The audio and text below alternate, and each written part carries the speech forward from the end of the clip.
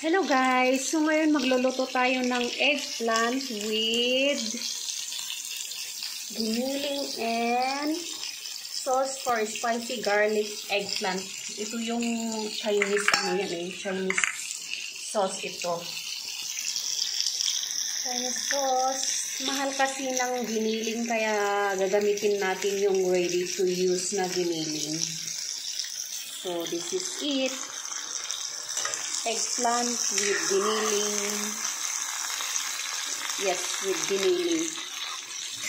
Ito ay Chinese recipe. So, yung eggplant is kinat natin ng ganito. Ganito siya. Tapos, i-fry muna natin para maluto muna. Dahil luto na, isit aside na natin. Pwedeng pag i-fry yung yung eggplant, pwedeng isa-isahan. Kung gusto nyo yung medyo crispy, ganon isa-isahan. Pero yung ginawa ko kasi inilagay ko na lahat. So, sit aside natin.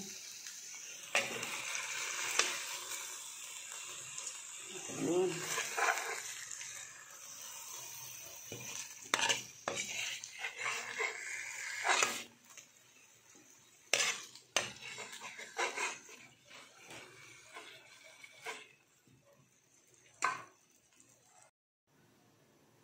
Dahil marami akong nilagay na mantika, kaya itatanggalin natin para hindi siya ma-oily.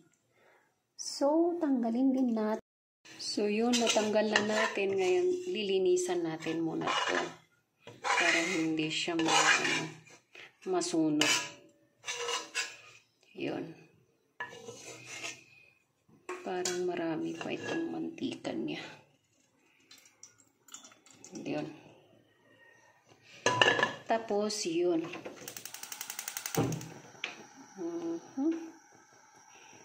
Ngayon,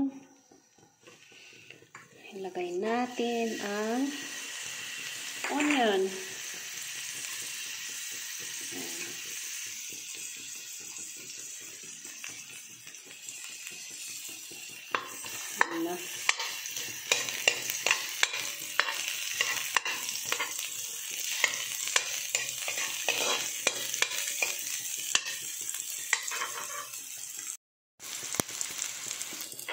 So, lumabas ng amoy ng onion. So, ilalagay natin yung giniling. Pero pag fresh na giniling yung gagamitin nyo, siyempre mas masarap. Sa akin, ang mahal kasi ng giniling, kaya ito na lang gamitin ko. Yung ready to make. Ready to cook. Ito na lang. Okay din naman tong yung ready to mix na ready to use na Argentina.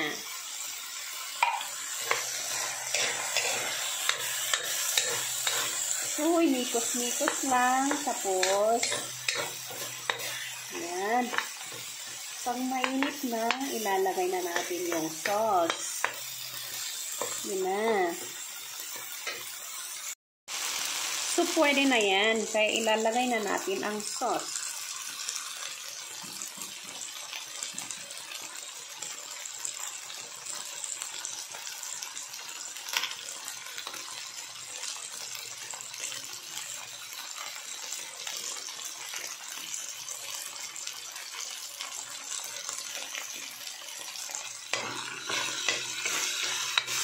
Ayan. Tapos, lagyan natin ng kaunting tubig para hindi siya dry na dry.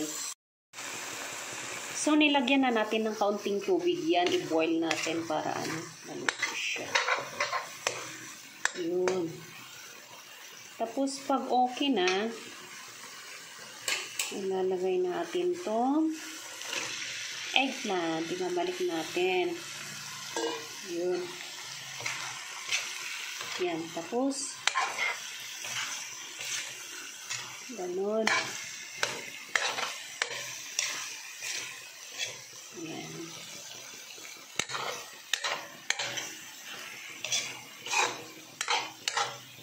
medyo maanghang-anghang na eggplant. So, yan. So, itong spring onion pala, pwedeng pang-garnishing nyo lang. Pero ako kasi, yung gusto ko ihalo ko siya para medyo maluto. Kasi gusto kong medyo nalutong spring onion. Kaya hindi ko na lang siya itoppings. Ihalo ko na lang. Ayan.